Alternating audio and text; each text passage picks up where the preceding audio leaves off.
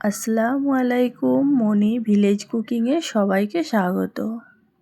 ভিডিওটি স্কিপ না করে পুরো ভিডিওটি দেখার অনুরোধ রইল।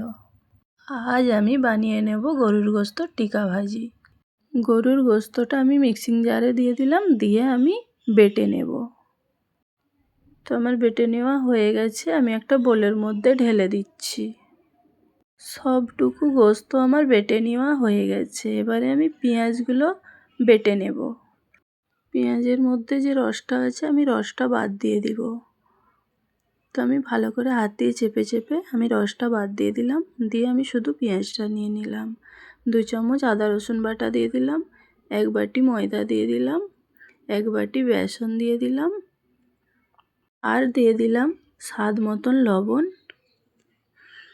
2 চামচ ভাজা জিরে গুঁড়ো দিয়ে দিলাম, 1/2 চামচ গোলমরিচ গুঁড়ো দিয়ে দিলাম, 1/2 চামচ গরম মশলার গুঁড়ো দিয়ে দিলাম, 1 চামচ চাট মশলা দিয়ে দিলাম, 1/2 চামচ হলুদ গুঁড়ো, 1/2 চামচ লঙ্কার গুঁড়ো দিয়ে দিলাম, কাঁচা লঙ্কা কুচি, আর দিয়ে দিলাম ধনেপাতা কুচি। ভালো করে আমি হাত দিয়ে মিশিয়ে নিব। এই কাজটা আমাকে ভালো করে হাত দিয়েই করতে হবে। তো আমি ভালো করে হাত দিয়ে মাখিয়ে নিলাম। অল্প একটু সরষের তেল দিয়ে দিলাম, দিয়ে আমি কিছুক্ষণ রেস্টে রেখে দিয়েছি। গ্যাসের মধ্যে আমি প্যান বসিয়ে দিয়েছি, আমি ভেজে নেওয়ার জন্য তেল দিয়ে দিলাম। তো আমি টিকাগুলো ভালো করে ভেজে নিচ্ছি। তো আমি এক এক করে দিয়ে দিলাম তেলের মধ্যে, দিয়ে সব টিকাগুলো আমি ভেজে নেব।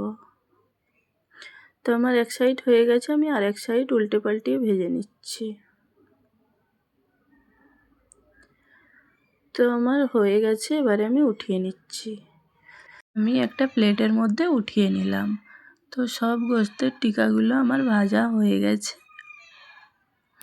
এবারে আমি সুন্দর করে পরিবেশন করে নিয়েছি। কত সুন্দর হয়েছে দেখতেই পাচ্ছেন। তো বন্ধুরা, আমার ভিডিওটি যদি আপনাদের কাছে ভালো লেগে থাকে অবশ্যই আমার চ্যানেলটিকে সাবস্ক্রাইব করবেন।